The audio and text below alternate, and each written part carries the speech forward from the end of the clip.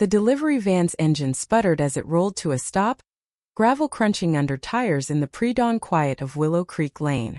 Riley Parker, 27, leaned back in the driver's seat, her breath fogging the window. She rubbed her eyes, the ache of a 5 a.m. shift settling into her bones. The scent of coffee, stale from a thermos, clung to her denim jacket. This was her life: grit, grind, and groceries, delivering to the manicured lawns of people who'd never know her name. But today felt different. A prickle ran down her spine like the air held a secret. She stepped out, boots scuffing the pavement, and hoisted a crate of organic kale, artisanal cheese, and overpriced avocados. The house before her was a mansion, all glass and white stone, screaming wealth. Riley smirked. Another rich girl's breakfast order. Probably some influencer who'd never touched a spatula. She rang the bell, the chime echoing like a cathedral hymn. The door swung open and Riley's breath caught. Emma Langley, 29, stood there, blonde hair loose, silk blouse slightly wrinkled like she'd been up all night. Her green eyes, sharp yet soft, locked onto Riley's. The air crackled, electric. Emma wasn't just beautiful. She was a storm wrapped in elegance, a curator whose art gallery openings made headlines. But right now she looked raw, unguarded, her fingers trembling as she reached for the crate. "You're early," Emma said, her voice low, a hint of a smile breaking through. "Traffic's light at dawn," Riley replied, her own smile crooked, betraying the flutter in her chest. Their hands brushed as Emma took the crate, and Riley swore she felt a spark, like static but deeper. Emma's gaze lingered, searching, as if Riley was a puzzle she needed to solve. The moment broke when Emma's phone buzzed, a harsh vibration on the marble counter inside. Riley caught a glimpse of a name flashing: Charles. Emma's face tightened, a shadow crossing her features. Riley didn't know who Charles was, but she knew that look. A cage closing in. "Everything okay?" Riley asked, her voice softer than she meant. Emma hesitated, her lips parting as if to confess something, then closed. "Just family stuff," she said, but her eyes screamed help. Riley wanted to ask more, to stay, but the job called. She tipped her cap, a habit from her small-town roots, and turned back to the van. The scent of Emma's perfume, jasmine, sharp and sweet, lingered in her nose as she drove away, heart pounding. Back at the warehouse, Riley replayed the encounter. Emma's eyes, that fleeting touch, the weight of her unspoken words. It was more than a delivery. It was a collision. She didn't know Emma was engaged to Charles Whitmore, a real estate mogul her parents adored, a man who'd secure their empire. Nor did she know Emma had spent the night staring at her own paintings, questioning a life that felt like a script she hadn't written. That evening, Emma sat in her gallery, surrounded by abstract canvases that screamed chaos in colors she'd chosen to hide her own. Her phone buzzed again, Charles, demanding dinner plans. She sighed, the sound heavy in the empty space. Her mind drifted to Riley, the delivery driver with calloused hands and a smile that felt like home. Emma didn't know why, but she wanted to see her again. Needed to. Riley, meanwhile, was back in her cramped apartment, the hum of a cheap fan filling the silence. She stared at her phone, tempted to check the delivery app for Emma's next order. It was stupid, reckless even, but something about Emma had cracked her open. She wasn't just a rich girl. She was a question Riley wanted to answer. The next morning, Emma placed another order. Same address, same crate, but this time she added a note. "Can you deliver at 6 a.m.? I need to talk." Riley's heart raced as she read it. She didn't know what Emma wanted, but she knew she'd be there, van rattling, ready for whatever came next. The van's headlights cut through the dawn mist, painting Willow Creek Lane in streaks of gold. Riley's hands gripped the wheel, her pulse a drumbeat in her ears. Emma's note, "I need to talk," had burned itself into her mind all night. What could a woman like Emma, draped in wealth and poise, want with her? The question gnawed, but the answer was in the crate at her side. Kale, figs, a bottle of Pinot Grigio. Another delivery, another chance. She pulled up, the mansion looming like a glass fortress. The air smelled of dew and money. Riley adjusted her cap, smoothed her jacket, and hauled the crate to the door. Her knock was soft, hesitant, like she was stepping into something bigger than herself. The door opened and there was Emma, barefoot in a loose sweater, her eyes red-rimmed but fierce, like she'd wrestled with ghosts all night. "You came," Emma said, her voice a mix of relief and surprise, as if she hadn't expected Riley to show. "You asked," Riley replied, her throat tight. She set the crate down, the wood creaking under her hands. Their eyes met, and the world shrank to the space between them, charged with unspoken truths. Emma's fingers brushed the crate's edge, close to Riley's, and neither pulled away. I don't even know where to start," Emma said, her voice cracking. She stepped back, gesturing Riley inside. The foyer was a cathedral of marble and light, but it felt cold, like a museum of someone else's life. Riley hesitated. She didn't belong here, but Emma's pleading look pulled her in. They sat at a kitchen island, the crate between them like a shared secret. Emma poured coffee, the gurgle of the machine filling the silence. "I'm engaged," she blurted, the words sharp like they cut her to say. "To Charles. It's what my parents want. What everyone wants." Her fingers twisted a ring on her left hand, a diamond that screamed obligation. Riley's stomach dropped, but she kept her face steady. "Sounds like a plan," she said, her voice low, masking the sting. "So why am I here?" Emma's laugh was bitter, a sound like breaking glass. "Because I can't breathe, Riley.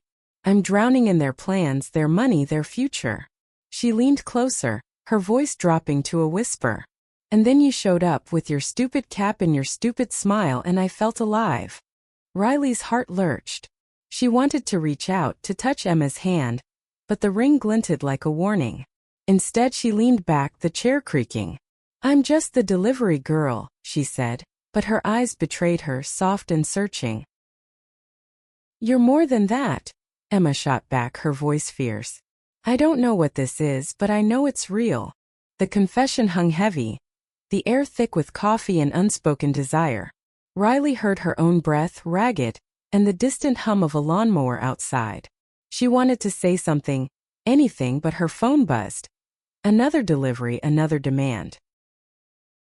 "I gotta go," Riley said, standing, her boots scuffing the polished floor. But she paused, turning back. "You deserve to breathe, Emma. Whatever that means." She left, the door clicking shut behind her, but the weight of Emma's words clung to her like damp air. Emma stood frozen, the coffee cooling in her hands. She walked to her gallery that afternoon, surrounded by paintings that screamed her truth, swirls of red, blue chaos.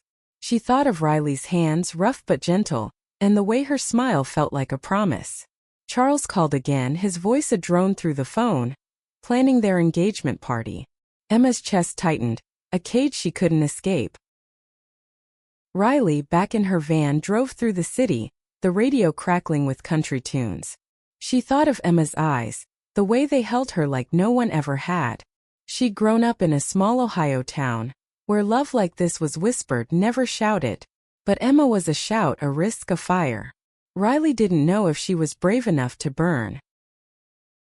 By dusk, Emma placed another order, her fingers trembling as she typed, "Tomorrow 6 a.m. Please." Riley saw it pop up on her app and cursed under her breath. She was already in too deep. The van's engine growled as Riley turned onto Willow Creek Lane, the horizon glowing pink. Her hands were clammy, the steering wheel slick under her grip. Emma's latest order, "Tomorrow 6 a.m. Please," felt like a lifeline in a trap. Riley hadn't slept, her mind replaying Emma's confession, the diamond ring, the way her own heart had stuttered when Emma said alive. She didn't know what she was walking into, but she couldn't stay away. She parked, the crate heavier today, filled with Emma's usual lemons, arugula, a loaf of sourdough. The air was crisp, carrying the scent of blooming jasmine from the mansion's garden. Riley knocked, her pulse loud in her ears. The door opened and Emma stood there, hair pulled back, eyes bright but shadowed, like she'd been fighting battles in her sleep. "You're here," Emma said, her voice soft, almost a prayer. She stepped aside and Riley entered, the crate a shield between them. The kitchen smelled of vanilla and wax, a candle flickering on the counter. Emma's hand shook as she reached for the groceries, her fingers grazing Riley's wrist. The touch was a spark and Riley's breath hitched. "You okay?" Riley asked, setting the crate down. Her voice was rough, like she'd swallowed gravel. Emma laughed, a sharp, broken sound. "No. I'm a mess." She leaned against the counter, her sweater slipping to reveal a collarbone that Riley couldn't stop staring at. "Charles proposed officially last night. Big dinner, my parents clapping like it's a business deal. I said yes because what else was I supposed to do?" Riley's jaw tightened. She wanted to hate Charles, this faceless man who had Emma's future in a chokehold. "You could have said no," she said, the words blunt, cutting through the morning quiet. Emma's eyes flashed, part anger, part desperation. "You don't get it, Riley. My family, they built this life for me. This gallery, this house, it's all theirs. Saying no means losing everything." Her voice cracked and she turned away, her shoulders trembling. The candle's flame danced, casting shadows on the marble. Riley stepped closer, close enough to smell Emma's shampoo. Citrus, sharp. "You don't owe them your happiness," she said, her voice low, steady. "You're not a painting they get to hang." Emma turned, her eyes wet, searching Riley's face. "And what am I to you?" she whispered, the question raw like an open wound. Riley froze, her heart a drum against her ribs. She wanted to say everything, but the words stuck. Instead, she reached out, her callous fingers brushing Emma's cheek, wiping away a tear. Emma leaned into the touch, her breath warm, uneven. For a moment, the world was just them. The hum of the fridge, the distant chirp of birds, the weight of a truth neither could name. Then the front door slammed. "Emma!" Charles's voice boomed, polished and commanding. Riley pulled back, her hand burning where it had touched Emma's skin. Emma's face paled, her eyes darting to the hallway. "Hide," Emma hissed, pushing Riley toward the pantry. Riley ducked inside, the door clicking shut, her heart pounding as she pressed against shelves of canned goods. The scent of spices choked her as she listened to Charles's footsteps, his voice smooth but edged with control. "Where's my fiancé?" he said, and Riley heard Emma's forced laugh, brittle as glass. "Just unpacking groceries," Emma replied, her voice tight. Riley clenched her fists, hating the lie, hating the way Emma's life felt like a performance. Charles left after a few minutes, his car roaring down the drive. Emma opened the pantry, her face flushed. "I'm sorry," she whispered, but Riley shook her head. "Don't be," Riley said, stepping out, her boots loud on the floor. "But you gotta figure out what you want, Emma. I can't keep doing this." She grabbed the empty crate and left, the door slamming behind her, her chest tight with a mix of anger and longing. Emma sank to the floor, the candle's light flickering across her face. She thought of Riley's touch, the way it grounded her, and the weight of the ring on her finger, a chain she couldn't break. Not yet. Riley drove, the city waking around her, horns blaring, coffee shops buzzing. She didn't know if she could keep delivering to Emma, keep falling into her orbit. But when her phone pinged with another order, tomorrow same time, she knew she'd be back. Riley's van rattled as she pulled onto Willow Creek Lane. The dawn sky bruised with purple clouds. Her hands shook, not from the cold but from the weight of Emma's last order, tomorrow same time. No note this time, just a silent plea. Riley hadn't slept, her mind caught in a loop of Emma's tear-streaked face, her whispered "I'm sorry," and the slam of Charles's voice. She wanted to run from this, from the ache in her chest, but her foot stayed on the gas. The crate today held cherries, brie, and a bottle of sparkling water, Emma's usual, but it felt like a code, a reason to see her again. Riley knocked, the sound sharp in the quiet morning. The door opened and Emma stood there, eyes puffy, a oversized flannel shirt dwarfing her frame. She looked like she'd been crying, but her jaw was set, defiant. "You keep coming back," Emma said, her voice soft but heavy. like she was testing Riley's resolve. "You keep ordering," Riley shot back, her lips twitching into a half-smile. She set the crate on the counter, the wood scraping against marble. The kitchen smelled of burnt toast and regret. Emma's ring was gone. Riley noticed, her left hand bare, the skin slightly red where it had been. "I told Charles the first needed time," Emma said, her words rushing out like she'd been holding them in all night. "He didn't take it well. Said I was ungrateful, that I'd ruin everything." Her laugh was hollow, echoing in the vast kitchen. "He's probably right." Riley's chest tightened. She wanted to pull Emma close, to shield her from the world, but she stayed rooted, her boots heavy on the floor. "You're not ruining anything," she said, her voice low, firm. "You're choosing yourself. That's not the same thing." Emma's eyes met hers, raw and searching. "You make it sound so easy," she whispered, stepping closer. The air between them hummed, thick with the scent of cherries and Emma's shampoo. Riley's hand twitched, wanting to reach out, but she shoved it into her pocket instead. "It's not easy," Riley admitted, her voice rough. "I grew up hiding who I am, Emma. Small town, big mouths. I know what it's like to feel trapped." She paused, her breath shaky. "But you don't have to stay in a cage." Emma's lips parted, a soft gasp escaping. She reached out, her fingers brushing Riley's arm, tentative but warm. "You see me," she said, her voice breaking. "No one else does." The moment stretched, fragile, until a car horn blared outside. Another delivery van, another driver. Reality crashed in. Riley stepped back, her throat tight. "I gotta go," she said, but her eyes lingered, promising she'd return. Emma nodded, her hand falling to her side. "Tomorrow?" she asked, almost a plea. "Tomorrow," Riley echoed, grabbing the crate and heading out.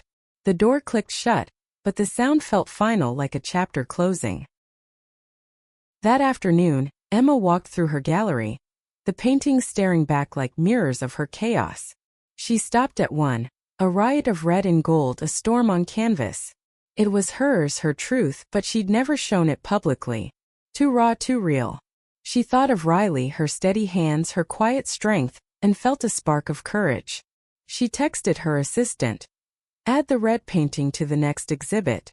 It was a small rebellion, but it felt like breathing. Riley, back at the warehouse, unloaded crates, the clatter of glass and wood drowning out her thoughts. Her coworker Jake nudged her. "You okay, Parker? You look like you're carrying the world." She forced a grin, but her mind was on Emma, on the bare hand, the defiance in her eyes. Riley had never wanted anyone like this, and it scared her. Love was a risk she'd never taken. By evening, Emma sat at her kitchen counter, staring at the sparkling water from Riley's delivery. She opened it, the fizz loud in the silence, and took a sip, the bubbles sharp on her tongue. She typed another order. 6 a.m. Just you. Her heart raced as she hit send, knowing she was crossing a line. Riley saw the order pop up and exhaled, a long, shaky breath.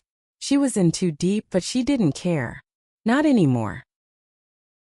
The van's tires crunched gravel as Riley pulled up, the dawn sky a soft gray, heavy with the promise of rain. Her heart thudded. Emma's order, 6 a.m. Just you, burning in her mind. She'd tossed all night, the words a tether pulling her back to Willow Creek Lane.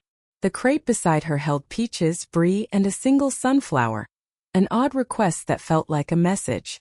Riley's hand shook as she grabbed it, the air thick with petrichor and possibility. She knocked, the sound swallowed by the quiet. Emma opened the door, her eyes bright, a nervous energy crackling around her. She wore a simple tank top, her hair loose, and Riley noticed a smudge of paint on her cheek, blue like the sky before a storm. "You're here," Emma said, her voice a mix of relief and fear. "Always," Riley replied, her throat tight. She set the crate down, the sunflower's petals brushing her fingers. The kitchen smelled of coffee and turpentine. A canvas propped against the wall, half finished. Emma's hands fluttered, like she didn't know where to put them. "I broke it off," Emma said, the words spilling out. With Charles. Last night. I told him I can't marry him. Her voice trembled but her eyes were steady, locked on Riley's. My parents, they're furious. Said I'm throwing away my future. Riley's breath caught, a rush of hope and dread. And what do you think? She asked, stepping closer, her boots soft on the floor.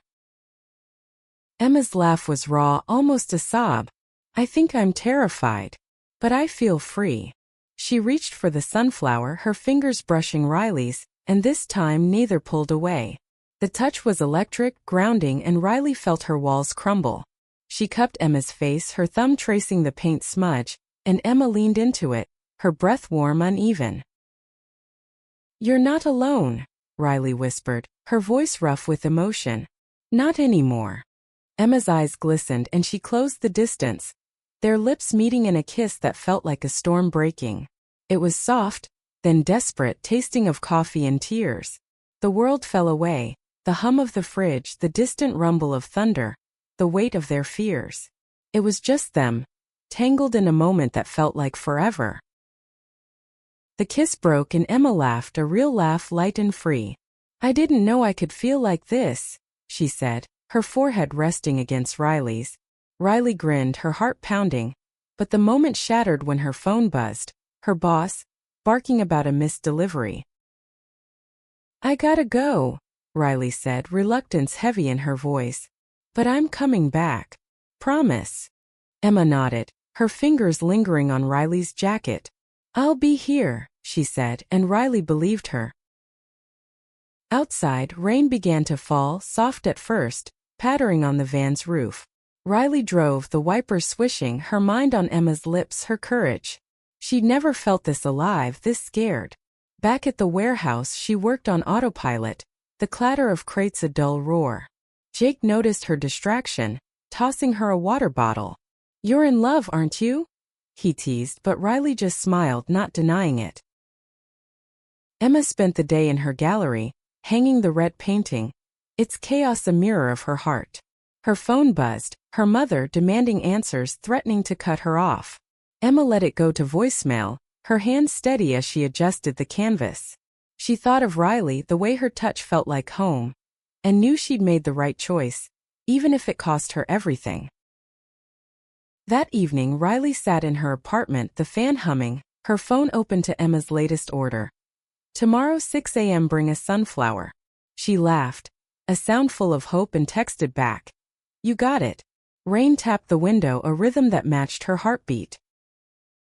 Emma lay awake, the mansion too big, too quiet. She clutched the sunflower, its petals soft against her cheek, and smiled. For the first time, she wasn't afraid of tomorrow.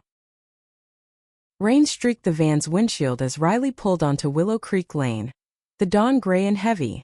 Her heart raced. Emma's order, tomorrow 6 a.m. bring a sunflower. A quiet promise that kept her up all night. The crate beside her held the usual, berries, yogurt, a loaf of rye, but the sunflower was tucked carefully on the seat, its yellow petals bright against the gloom. Riley's fingers drummed the wheel, the memory of Emma's kiss burning in her chest. She knocked, the sound muffled by the rain's steady patter. Emma opened the door, her hair damp, a paint-splattered shirt clinging to her frame. Her eyes lit up and Riley felt the air shift, like the world was holding its breath. You brought it, Emma said, reaching for the sunflower, her smile soft but electric. Couldn't say no, Riley replied, her voice warm, teasing. She stepped inside, the crate heavy in her arms, the kitchen smelling of wet earth and coffee. Emma set the sunflower in a vase, her fingers lingering on the petals, and Riley noticed a new painting on the counter. Bold strokes of yellow and blue, alive with emotion. I painted that after you left, Emma said, her voice quiet but proud. It's you. The way you make me feel. She blushed, her eyes flicking to Riley's, vulnerable but unafraid. Riley's throat tightened. She set the crate down, her hands itching to touch Emma, to pull her close. It's beautiful, she said, meaning more than the painting. Emma stepped closer, the space between them charged, the rain's hum a backdrop to their silence. Then Emma's phone buzzed, shattering the moment. She glanced at it, her face falling. "My parents," she said, her voice flat. "They're coming over. They want to fix this." She gestured to herself, to the broken engagement, to the life she was unraveling. Riley's jaw clenched. "You don't need fixing," she said, her voice fierce. "You're not a problem to solve." She reached out, her hand finding Emma's, their fingers lacing together. Emma's grip was tight, desperate, and Riley felt her own fear. Losing her creep in. "I don't know how to do this," Emma admitted, her voice trembling. "They'll cut me off. The gallery, the house, it's all theirs." Her eyes searched Riley's, pleading for an answer. Riley pulled her close, their foreheads touching, the scent of paint and rain mingling. "You'll figure it out," she whispered. "And I'll be here. We'll figure it out." Emma's breath hitched and they kissed again, slower this time. A promise sealed in the quiet. The doorbell rang, sharp and insistent. Emma pulled back, her eyes wide. "They're early," she whispered, panic creeping in. Riley squeezed her hand, a silent "you've got this," and slipped out the back door, the rain cold on her skin. Emma faced her parents in the foyer. Their voices clipped, their disappointment heavy. "You're throwing away your future," her mother said, her pearls glinting in the dim light. "Charles's stability, Emma. What's this nonsense about?" Emma stood tall, the sunflower in the kitchen a quiet anchor. "I'm choosing me," she said, her voice steady though her hands shook. Riley drove through the rain, the wipers a steady rhythm. She thought of Emma's painting, the way it captured her chaos, her light. She'd never had anyone see her like that, not in her small-town past, not in the grind of her present. Her phone pinged Emma's text. "I stood up to them. Call me later?" Riley grinned, relief flooding her. Emma spent the day in her gallery, the red painting now joined by the yellow one, both set for the exhibit. Her parents' threats echoed, but she felt lighter, like she'd shed a skin. She texted Riley again. 6 a.m. tomorrow. Just you. The rain slowed and the sunflower stood bright in her kitchen, a reminder of what she was fighting for. Riley, in her apartment, held her phone, the fans hum of familiar comfort. She typed back, "I'll be there." The rain tapped her window and she smiled, ready for whatever came next. The van's engine hummed as Riley turned onto Willow Creek Lane. The dawn sky clear, a soft pink bleeding into blue. Emma's text, 6 a.m. tomorrow. Just you, had kept her awake, a mix of hope and fear churning in her gut. The crate beside her held apples, a block of cheddar, and another sunflower, its petals a quiet echo of their connection. Riley's hands were steady, but her heart wasn't. She was falling hard and she knew it. She knocked, the sound crisp in the morning hush. Emma opened the door, her eyes bright, a nervous smile playing on her lips. She wore a simple dress, her hair loose, a streak of paint on her wrist. The kitchen smelled of fresh bread and possibility, the sunflower from yesterday still vibrant in its vase. "You're here," Emma said, her voice warm like she'd been holding her breath. "Couldn't stay away," Riley replied, setting the crate down, her smile soft but real. Their fingers brushed as Emma reached for an apple, and the air sparked a quiet electricity. Riley noticed a new canvas in the corner. Swirls of pink and gold, like the sky outside. "You've been busy," she said, nodding at it. Emma blushed. "Couldn't sleep. It's for the exhibit. My parents, they're coming tonight. To see if I'm serious about this." Her voice faltered but her eyes held fire. "I'm showing the red and yellow paintings. All of me." Riley's chest swelled with pride but worry crept in. "They'll try to stop you," she said, her voice low. "You ready for that?" Emma stepped closer, her hand finding Riley's. "I'm ready because of you," she said, her voice steady. "You make me brave." The words hit Riley like a wave, and she pulled Emma into a hug, their hearts beating in sync, the scent of paint and apples wrapping around them. They sat at the counter sharing coffee, the mug warm in Riley's hands. Emma talked about the gallery, her paintings, the life she wanted. One where she wasn't a prop in someone else's story. Riley listened, her callous fingers tracing the mug's rim, her own story spilling out. Growing up in Ohio, hiding her truth, finding freedom in the grind of delivery routes. They laughed, soft and real, the morning light spilling through the window. Then Emma's phone rang, her mother's name flashing. She silenced it, but her face tightened. "They'll be here in a few hours," she said, her voice small. "They'll see the paintings and they'll know." Riley squeezed her hand. "Let them know," she said, her voice fierce. "You're not hiding anymore." Emma nodded, her eyes wet but resolute. They kissed slow and deep, the world fading to the sound of their breaths and the distant chirp of birds. Riley left, the crate empty, her heart full. She drove through the city, the morning bustling around her. Horns, coffee shops, life. She thought of Emma's courage, the way her paintings screamed her truth. Riley had never been part of something so big, so real. Her phone buzzed, her boss, another delivery. She ignored it, texting Emma instead. "You've got this. Call me after." Emma spent the day preparing, hanging her paintings, her hands steady despite the knot in her stomach. The gallery buzzed with staff, but she felt alone, the weight of her parents' judgment looming. She touched the sunflower, its petals soft, and thought of Riley's arms, her voice, her belief. It was enough. That night the gallery glowed, filled with critics, artists, and her parents' stern faces. Emma stood by her paintings, the red and yellow canvases blazing under the lights. Her mother's gasp was audible, her father's silence louder.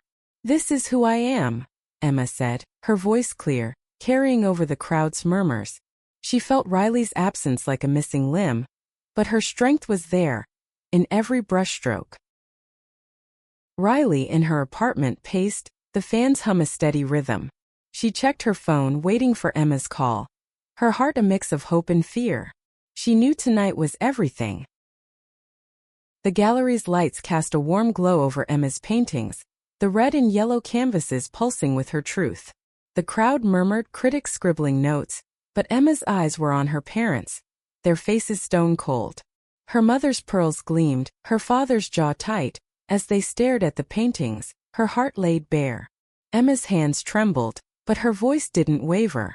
"This is me," she said, the words carrying over the hum of voices, the clink of wine glasses. She felt Riley's absence, but her courage lingered, like the scent of sunflowers in her kitchen. Her father stepped forward, his voice low, cutting. "This is reckless, Emma. You're embarrassing us." Her mother nodded, her eyes sharp. "You can still fix this.